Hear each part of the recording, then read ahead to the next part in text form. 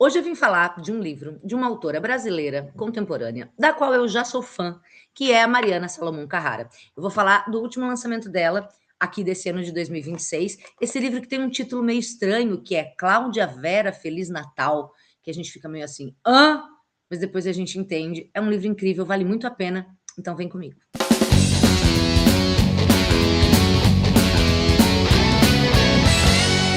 Oiê, eu sou Ju Palermo, você está no canal Fala Pra Camões, seja muito bem-vindo. E hoje eu vou falar dessa autora, que é a Mari Salomão Carrara, que é uma, uma pessoa extremamente simpática, né? Eu tive o prazer de conhecê-la quando ela veio lançar o seu penúltimo livro aqui em Campinas, na Livraria Candeeiro.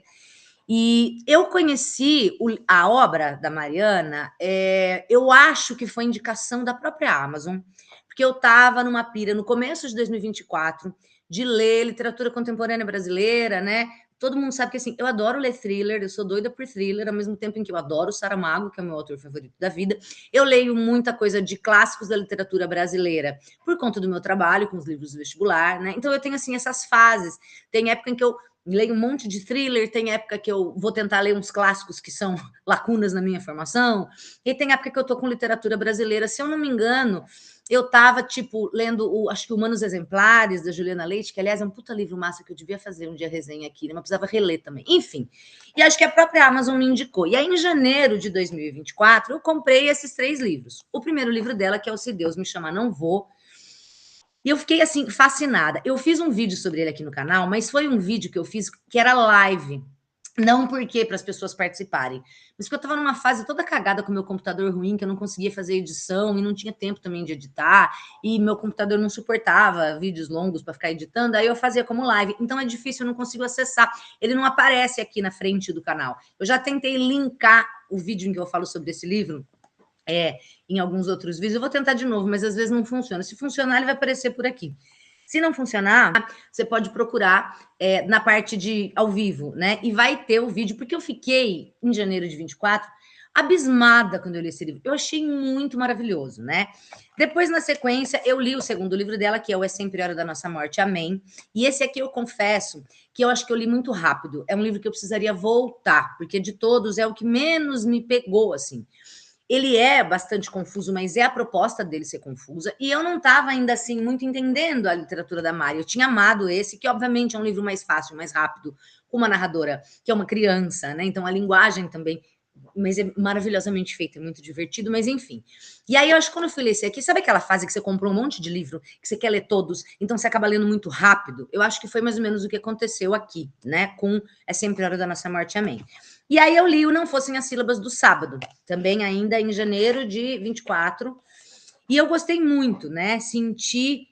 Eu senti isso, que desse aqui, que não tinha me pegado tanto para esse, já tinha um rolê um pouco mais trabalhado, sabe? Já foi um pré... Opa, quando você está lendo, peraí, isso aqui não dá para ler voando, peraí, tem que ser um negócio mais assim. Achei super sensível e com algumas partes... Essa mistura, esse equilíbrio, né? Do sensível com o engraçado, com uma tristeza de fundo e com um jeito muito bonito de contar, né? Um trabalho mesmo com a linguagem. E depois, em setembro de 24, ela lançou A Árvore Mais Sozinha do Mundo. Na verdade, se eu não me engano, eu acho que esse foi finalista do Jabuti. Eu sei que esse ganhou o Prêmio São Paulo de Literatura, esse ganhou também o Prêmio São Paulo de Literatura. E eu prevejo, como eu coloquei aqui na capa do vídeo, sinto cheirinho de prêmio para Cláudia Vera Feliz Natal também, tá? A Mariana tá numa ascensão e é muito legal, gente que escreve bem, né? Porque assim, existe essa diferença. Eu falo isso aqui, tem vídeo aqui no canal sobre isso. Tem a coisa dos livros que são livros comerciais e tem a coisa dos livros que tem alguma coisa a mais, né? Então é muito legal quando você vê uma autora que de fato se preocupa com a linguagem, com o trabalho do texto literário, sendo laureada, né? Recebendo prêmios, recebendo atenção. Eu vi que a Mari teve agora acho que feira, eu confundo festa com feira toda vez aqui, a feira do livro, né, que teve em São Paulo, e vejo aqui na mídia um pouco dando entrevistas. Então, assim, acho que vai bombar esse livro e merece, né? O Árvore Mais Sozinha do Mundo, ela veio lançar.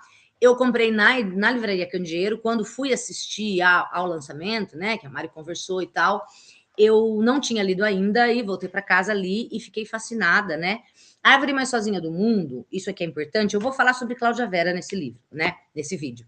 Mas é importante falar disso. Esse é um livro que tem 4 narradores diferentes, narradores não usuais, entre eles um espelho português, um espelho antigo português, e o espelho, os narradores vão se misturando aqui, né? As falas, você tem uma parte contada por um narrador, aí tem outra parte contada por outro, aí tem outra parte contada por outro. As partes contadas pelo espelho, ele, como ele é português de Portugal, ele usa uma linguagem português de Portugal. E eu senti um cheiro de Saramago, sabe? Tinha algo ali na escrita da Mari no espelho português que eu falei, gente, tem um quê de Saramago, e que não é só o português de Portugal. Era algo na construção das frases, no jeito de narrar. E eu senti isso muito, muito, muito no livro todo, em Cláudia Vera Feliz Natal, o que muito me agradou, porque Saramago é o autor favorito da minha vida, né? Então, eu fico feliz de sentir essa influência. Eu estava vendo um vídeo, que eu fui fazer umas buscas aqui para gravar esse vídeo. É um vídeo da Mari, do canal do Estadão, apresentando a sua biblioteca, e tem lá uns saramaguinhos. Então, assim, fiquei pensando, talvez eu não esteja tão louca, talvez essa influência de fato exista, né? Que aparece bastante aqui. Então, esse vai ser um vídeo sobre Cláudia Vera. Feliz Natal. Eu não vou falar muito sobre os outros, a não ser que vocês queiram e vocês peçam, né? Se Deus me chama, não vou. Tem um vídeo aqui no canal, de novo, eu não sei se vou conseguir linkar, mas vale a pena procurar. E se vocês quiserem, eu posso falar depois sobre os outros, tá? Estou muito feliz porque no dia que eu fui, em setembro, quando eu fui para esse lançamento, eu levei todos os outros e a Mari autografou todos eles para mim. Então, esses quadros estão autografados. Quem sabe, né? Encontre Mari de novo para autografar esse e os outros que virão, porque eu espero que virão e tem que vir, porque ela é muito boa mesmo. Mas falando especificamente sobre Cláudia Vera, Feliz Natal. Ele foi lançado pela editora Todavia, agora em 2026, tá? Ele tem mais ou menos 225 páginas. Esses aqui, ó, o Se Deus Me Chama Não Vou e o É Sempre a Hora da Nossa Morte, ela lançou, são os primeiros nessa ordem, né? Ela lançou pela editora Nós e depois ela já foi para Todavia, né? Com Não Fossem as Sílabas do Sábado, A Árvore Mais Sozinha do Mundo e o Cláudia Vera Feliz Natal também segue pela editora Todavia. E tem uma coisa muito engraçada, que quer dizer, não é engraçada, uma coisa curiosa, peculiar, que é a questão da área do direito. A Mari vem da área do direito. Ela foi defensora pública. Por que eu digo foi? Porque eu não sei se ela está conseguindo. Eu vejo que a carreira literária dela está deslanchando, e eu não sei se ela está conseguindo ainda ser também defensora pública. Eu não sei se ela está conciliando os dois trabalhos, né? E eu sei que falar no Brasil de uma pessoa que está vendendo livros. Eu sei que ela não está rica de vender livro, né? No Brasil isso é bastante difícil. A não ser que você seja um fenômeno tipo, sei lá, Carla Madeira, que eu até gosto, ou Torturado, que eu não gosto, né? Sei que eu falei livro e autor, enfim, foda-se. Que assim, agora eu vejo, né, dando curso de escrita. Então, assim, o dinheiro talvez não venha necessariamente da venda dos livros, mas dos eventos que vão surgindo por aí, né? Mesmo que não seja dinheiro, eu não estou falando de dinheiro aqui, eu estou falando de tempo, né? Porque aí é um lançamento aqui, dá uma roda de conversa ali, é uma palestra aqui, eu não sei, graças a Deus, como ela está, muito merecidamente, ascendendo aí nesse meio, eu não sei se ela está com tempo para manter as duas profissões. Mas, enfim, ela vem do direito, né? E isso é uma coisa, eu nunca esqueci. Eu já fiz muita coisa nessa vida. Mostrei outro dia aqui para vocês umas revistas de bordado, vagonite.cruz, que eu escrevia texto na época sem saber bordar, né? Já fiz muita coisa nessa vida, nesse meio de texto, enfim, de revisão e tal, não só revisão, mas eu revisava uma revista de turismo. Nossa, isso faz, cara, eu não sei quantos anos, acho que faz 20 anos isso, sei lá. E aí, era uma revista sobre turismo e tinha uma coluna nessa revista de direito, que era para ser uma coisa muito interessante, que eram os direitos relacionados ao turismo, pessoa que viaja, né? O que acontece é perder sua mala? Quais são os seus direitos? Qual que é a lei, né? Ou, chega numa cidade nova, hotel, enfim, era direito relacionado ao turismo. Só que este advogado, ou advogado, como as pessoas gostam de falar, escrevia muito mal. E ele era extremamente crítico com a minha revisão. Então, por exemplo, eu botava uma crase onde faltava e ele vinha dizer, não, aqui não tem. Tem, querido, tem, eu sei o que eu estou falando. O senhor pode saber do direito, mas da escrita o senhor não sabe. E eu fiquei com essa ica da escrita de advogado, porque ao longo da vida passei por outros advogados que escreviam muito mal. E aí tem duas, eu já vou chegar no livro, mas tudo isso faz sentido, tá?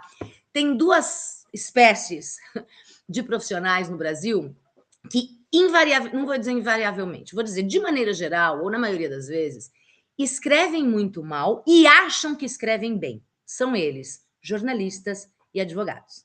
Eles acham que eles escrevem muito bem. E geralmente eles não escrevem muito bem. E aí, quando você vai revisar texto de jornalista e de advogado, é o caos. Porque o cara quer questionar tudo. Ah, essa vírgula aqui eu não gosto. Não tem que gostar. A vírgula está ali, a não ser que seja uma coisa literária. E aí a Mari tem aqui algumas inovações, né? Uma certa licença poética, que neste caso funciona, que para mim na Aline Bay não funciona. É um dos meus vídeos aqui mais polêmicos, né? Que eu falo do como é que é O Peso do Pássaro Morto, que é um livro que eu não gosto, e eu explico porque eu não gosto. Aliás, gosto muito de mim naquele vídeo, que eu estava tão magra, tão belíssima, mas enfim. Algumas inovações na literatura, dependendo se elas fazem sentido, porque, de novo, para mim, aqui faz sentido, na Aline Bay não faz, é só para causar, só para ter um hype, até que vai. Agora, em textos que não são literários, né? A vírgula está aqui por uma razão gramatical. Não adianta você querer questionar isso. Olha, aqui a concordância precisa ser feita. Esta crase, aqui ela existe. E advogados, de maneira geral, e jornalistas foram as pessoas que, ao longo da minha carreira, me deram mais trabalho, porque minha carreira de revisora, por questionar alterações, né? Que se justificavam gramaticalmente, e o argumento deles para manter do jeito que eles tinham escrito não se justificava. Enfim, desculpa aí você, advogado, de maneira geral, escreve mal, né? O que não é o caso de Mário Salomão Carrara e de um outro autor que eu revisei na Urutau, que é o Pedro Jucá. Eu revisei o Coisa Amor do Pedro Jucá na editora Urutau, né? Depois fui no evento de lançamento, muito fofo, a dedicatória a Ju, a quem este livro também pertence. Com carinho, admiração e gratidão, Pedro. Muito legal. E em 22 ele lançou o Coisa Amor, tá? Não tem nada a ver, quer dizer, não tem nada a ver, tem bastante a ver, porque Pedro, assim como Mari, também vem do direito, tem uma carreira no direito. E são duas exceções a essa regra que eu acabei de dizer, né? São advogados, são pessoas que vêm do direito e que escrevem muito bem. E aí, neste livro especificamente, no Cláudia Vera Feliz Natal, a Mari vai enveredar pelos caminhos do direito e da justiça, né? Criando um personagem que é um juiz jovem, em início de carreira, que escreve muito bem, porque na verdade é a Mari que está escrevendo, mas enfim. Todo o rolê aqui é que esse juiz, ele se muda para essa comarca, que é um lugar, é uma cidade, né? Comarca, esse termo. Gente, deixa eu dizer também que assim, direito é uma coisa que não me interessa. Eu acho tudo chatíssimo, eu acho tudo super difícil. É que nem dentista, que bom que tem quem vai ser dentista, que se dependesse de mim, nunca ia ser. A mesma coisa advogado, que bom que tem quem vai ser advogado, porque se dependesse de mim, eu não ia, né? Não ia prestar para isso. Assim como médico, eu também jamais seria médica. Então, que bom que cada um tem ali a sua inclinação, o seu gosto, as suas preferências e vai, né? Então, assim, eu não entendo nada, tá? Juiz, desembargador, corregedor, não entendo porra nenhuma. Acho, inclusive, que no Brasil isso é feito de um jeito bastante complexo, que é para a gente não entender, né? Tem o tal do juridiquês, que é uma linguagem específica, que parece que é feita justamente em código para ser difícil, né? Você vai ler um contrato, meu Deus, é tão difícil isso, é tão enrolado, podia ser mais fácil, enfim, esse é papo para talvez um outro vídeo, né? Se vocês se interessarem, enfim. Mas, assim, comarca, né? Que eu imagino que ali, não necessariamente uma cidade, às vezes uma região, ou enfim, que é a atuação, em que vai se dar a atuação desses juristas, desses advogados, desses caras da justiça. Então, ele vai primeiro para essa comarca, essa cidade que se chama Feliz Natal, que são cidades no interior do Mato Grosso, ou comarcas do interior do Mato Grosso. Eu não entendi se elas são fictícias, eu também não fiz essa pesquisa, se são reais ou não, mas enfim. Feliz Natal. E aí ele chega vindo de São Paulo, né? E desembarca no interior do Mato Grosso. Me lembra muito, eu tenho um amigo, um grande amigo, Fábio Blanc, que foi fazer faculdade em Dourados, né? Ele saiu aqui de Campinas e foi para Federal de Dourados fazer psicologia. E o choque primeiro, né, de sair de Campinas, perto de São Paulo, e chegar numa cidade do interior de outro estado, em que tudo é diferente e tudo é diferente. Então a gente tem aqui esse primeiro choque desse juiz vindo, né, ele cosmopolita, vindo de São Paulo e chegando nessa cidade muito pequena, em que todo mundo se conhece, e ele brinca, né, que ele é como se fosse o Roberto Carlos, ele é tipo uma celebridade, né, na cidade, porque ele é o juiz que vai decidir, né, os destinos das pessoas por conta dos processos, enfim. E aí a gente tem essas são 3 comarcas, Cláudia, Vera e Feliz Natal, né? Na verdade, ele primeiro trabalho em Feliz Natal, depois em Vera e depois em Cláudia. Todo o rolê do livro é que ele está com um caso que ele precisa decidir, que ele precisa julgar, como juiz que é, e ele não está conseguindo chegar a uma decisão. Então ele está demorando, ele não consegue dar logo essa decisão. E aí um dos advogados, acho que não sei se é o advogado de defesa, que tem lá, né, o cara defendendo, o cara acusando, é o famoso promotor que acusa e o defensor que defende. Um dos advogados do caso manda, né, uma petição, sei lá, para o superior dele dizendo, esse juiz aí tá enrolando, tá passando muito tempo para ele tomar uma decisão. E aí o juiz vai escrever uma peça, que é uma peça defesa, ele vai se defender para o desembargador, corregedor geral, ou seja, o seu superior ali da Justiça, do Tribunal do Mato Grosso, do Tribunal de Justiça, sei lá, para explicar, peraí, não é assim, tá? Eu estou demorando, porque esse caso é um caso complexo. Eu estou demorando por causa disso, disso, disso. Mas para o senhor entender por que está tão difícil, eu tenho que voltar e contar um pouquinho sobre como foi a minha vida nessas comarcas aqui. E aí, na verdade, o livro é isso, é essa peça defesa desse juiz, contando desde que ele chega à comarca de Feliz Natal, como é a sua vida ali, como é a relação com as outras pessoas. Então, a gente vai ver promotores de justiça, oficiais de justiça, o defensor público e as pessoas que estão ali confiando na justiça para resolver os seus problemas, né? E como que é principalmente a adaptação e a vida desse juiz vindo de São Paulo, largando tudo, caindo de paraquedas praticamente nessa cidade interior do Mato Grosso e lidando com muita solidão, né? Com uma dificuldade de interações sociais com as pessoas, até porque essas relações são temporárias, porque as pessoas estão em constantes transferências, ele mesmo vai se transferir algumas vezes, às vezes uma pessoa com quem ele está começando a desenvolver uma relação ali de coleguismo, amizade, vai ser transferida, algumas graças a Deus, outras, poxa, que pena, estava gostando dessa figura. Então, tem todas as questões pessoais dele e as questões da justiça, que daí é isso, não é a justiça que a gente acompanha na mídia, né, do Tribunal Superior. Não, esse juiz, esse promotor e esse defensor resolvendo as vidas das pessoas nessa cidade muito pequena. Então ele vai contar sobre como foi, desde que ele foi transferido para lá, como aconteceu a vida dele, meio que para justificar ou para argumentar do porquê que ele está demorando tanto para resolver esse caso, que é um caso muito difícil. Já adianto, eu não vou dar spoiler, mas que esse caso ele vai aparecer só mais para o fim do livro, eu diria que no último terço do livro. Antes a gente vai de fato acompanhar e entender quem é esse personagem, como que está sendo essa vida dele, para depois entender qual é esse caso que deu tanto problema, por que deu tanto problema e como que isso vai se resolver. Tem uma reflexão muito interessante que ele faz, porque ele muitas vezes questiona, cara, será que eu estou na profissão certa? Porque ele tem dificuldade de decidir, e o que um juiz faz, grosso modo, é dar a decisão. Vem uma pessoa, fala A, outra pessoa fala B, tá, quem que tá com a razão? O que eu vou decidir aqui? Vou decidir isso. E ele se sente, muitas vezes, inapto para essa função. Ele fala, eu acho que eu escolhi a profissão errada, porque ele também não tem essa postura que se espera de um juiz, que é essa coisa peremptória, tá, não analisei, é isso, pá. Ele fica na dúvida, tanto ele fica na dúvida que nesse caso em específico, que ele está demorando para julgar, ele está tendo que se defender, explicando por que ele está demorando tanto. Ele demora a tomar uma decisão, porque talvez ele entenda o peso dessa, poxa, a minha decisão, que eu posso tomar rápido aqui, vai impactar, influenciar na vida das pessoas. Eu não consigo escolher. Será que essa profissão é mesmo para mim? Em vários momentos ele pensa, ele fala, cara, eu não queria mais ser juiz, né? E aí é isso, às vezes a gente fica, sei lá, eu fico horas para escolher uma comida e eu não sei o que, não sei, ou para escolher um filme, o que eu quero ver? Não sei. Imagina tomar uma decisão que vai impactar vidas das pessoas. E ele tem essa consciência, né? Acho que nesse ponto, talvez por isso ele seja, sim, um juiz bom, por ter essa consciência do quanto as suas ações são importantes. Mas mais do que as questões do trabalho, a gente tem uma reflexão e uma construção psicológica muito interessante sobre a vida dele mesmo, né?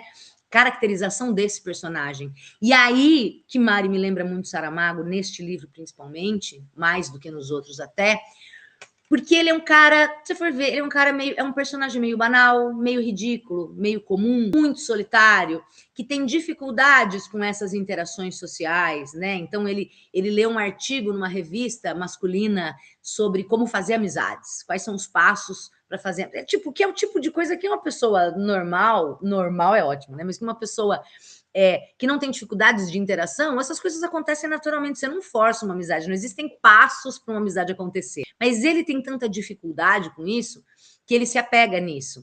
Então a gente vai vendo a dificuldade que ele tem de estabelecer relações com as pessoas. E aí, como eu disse, às vezes, quando ele está conseguindo, vai acontecer transferência de alguém.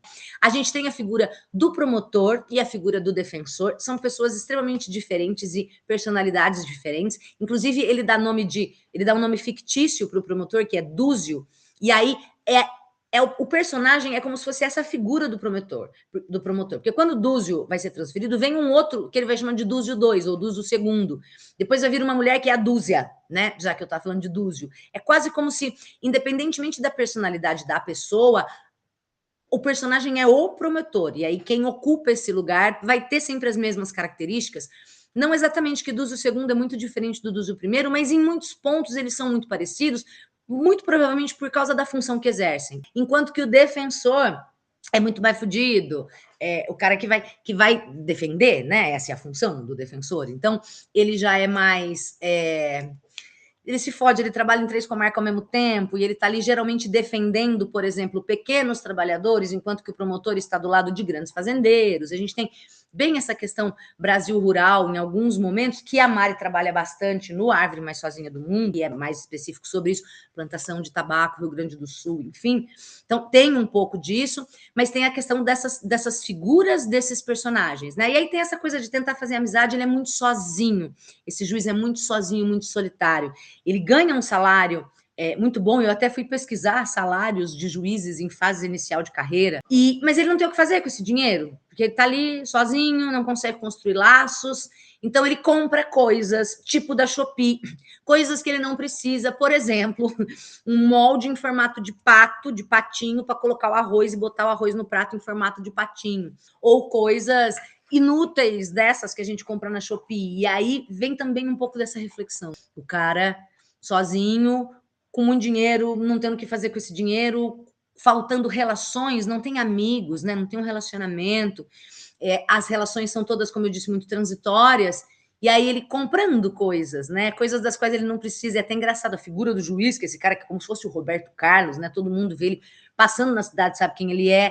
E ele em casa, cozinhando para si mesmo, sozinho, cercado desses objetos meio inúteis que ele compra. Então, tem um quê de ridículo, tem um quê de cômico, mas tem uma tristeza muito profunda, né? Uma tristeza de fundo que vem dessa solidão, dessa inaptidão para lidar com o outro, e que me lembrou muito Saramago. Esses personagens simples, não são heróis. Ele não é o Dúzio. Ele é esse cara estranho, recluso, que não sabe muito bem o que dizer em situações sociais. Me lembra o senhor José, por exemplo, do Saramago, do Todos os Nomes. Que é um personagem meio inútil, mas quando a gente entra na vida dele especificamente, ele se torna o herói para a gente, mas ele não é um herói, ele não é um cara que tenha grandes qualidades. Mais ou menos isso. Esse juiz aqui, apesar de ser o juiz, Roberto Carlos, né? Roberto Carlos é o cantor, se você ainda não entendeu. Na sua solidão e na sua cabeça, ele é um cara muito confuso, muito reflexivo, muito solitário. Então, acho que essa construção me lembra muito Saramago, além da linguagem em si. Parágrafos grandes, frases de um parágrafo, a maneira de ir encadeando as sentenças. Eu senti muito Saramago aqui. E eu digo isso como um puto elogio, porque para mim é uma delícia ler um texto construído desse jeito. Eu quero ler um trechinho para ver se você consegue entender um pouco do que eu estou falando. Para quem conhece Saramago, eu acho que vai fazer. Cara, entendi perfeitamente. Para quem não conhece, não sei se talvez ilustre um pouco o que eu estou querendo dizer. Tem um determinado momento em que o personagem é narrado em primeira pessoa, porque, como eu disse, tudo isso aqui é a peça que ele está escrevendo para se defender para o desembargador do porquê que ele está demorando tanto para decidir o caso. Então, é ele contando. E aí é um momento em que ele fala, cara, parece que a minha vida não é real, parece que isso aqui é um filme. E aí eu quero ler para você um trecho que é um parágrafo, é uma página, e é uma frase só. Esse que saramaguístico que eu disse. Ele diz assim: apenas num filme era possível a cena em que um homem descasca sua cenoura e corta em meticulosos pequenos pedaços a cebola e o alho, sente o cheiro bom do refogado, despeja na panela o restinho dos grãos de arroz que sobraram na embalagem, a porção individual exata. Preenche com água na medida que já prendeu de olho, tampa parcialmente a panela e vai lavar a louça do dia anterior, a sua pouca louça. E essa cena é lenta e bastante longa para indicar que todos os dias são iguais. Esse homem nessa cozinha, nessa casa sem animais, depois de mandar uma pessoa à prisão, divorciar um casal e assinar uma porção de folhas que já não lê com atenção dos primeiros meses. Esse homem que antes do jantar já telefonou para a mãe, que está bem e sem novidades, mas também pode vir a sofrer de um câncer, de modo que esse homem deveria ter planos para o futuro, em vez de cozinhar o seu arroz nessa cidade. É preciso que isso seja um filme, para que um homem possa ser tão inobservado, ainda que na cidade seja uma das figuras mais notórias. É ali na cena um homem que nunca é visto por ninguém. E esse gesto repetido de guardar a louça antiga e lavar a nova, verificando periodicamente o arroz, é um gesto que não existe. Só faz sentido se houver ali uma câmera. Então ensaio o meu personagem com todo o seu vazio. Deixo a câmera focar bem, enquanto esse homem, que não é possível que seja eu, pega o pato de plástico e molda o arroz pronto em formato de patinhos, apenas para si.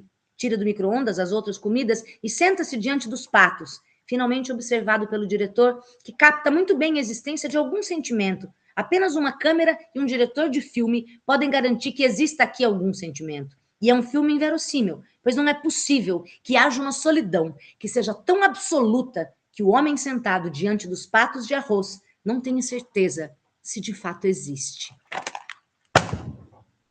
Entende? Tudo isso é uma única frase e que, ao mesmo tempo em que está narrando o que ele está fazendo, essa solidão, está narrando a própria reflexão sobre a própria vida, que porra de vida é essa que eu tenho?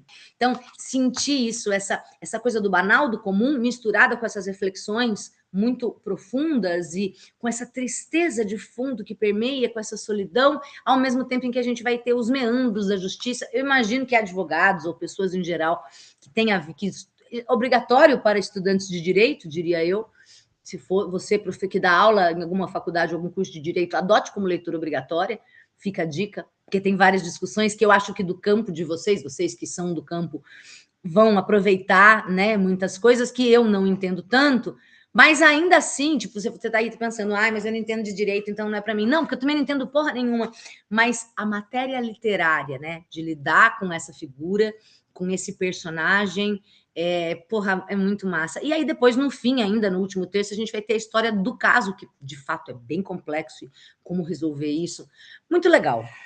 Não sei se consigo dizer aqui, tem livros em que eu consigo claramente dizer por que gosto e do que gosto. Eu tentei fazer isso aqui, mas eu não sei se eu consegui te convencer. Se não conseguir, peço mais uma chance. Leia Cláudia Vera Feliz Natal, porque realmente vale muito a pena. Eu acho que vem mais prêmios por aí. E a frase que tem aqui na quarta capa: de todas as minhas novas solidões, decidi era a mais grave. Essa coisa que ele tem a dificuldade para decidir. Gosto muito de Mari Salomão Carrara, gostei muito de Cláudia Vera Feliz Natal, recomendo demais essa leitura para você, e também de todos os outros livros dela. E que venham mais por aí. E se você já leu, comenta aqui. Eu fui dar uma olhada no YouTube e não encontrei vídeos, resenhas sobre esse livro ainda. Não sei se o pessoal ainda está lendo, né? Se você já leu, conta aqui para mim o que você achou, se você já leu outras coisas da Mari, ou se você quer saber mais sobre os outros livros dela. E é isso, vou ficando por aqui. Obrigada por assistir. Gosto muito e recomendo. Fechou? Um beijo, falou, valeu, até.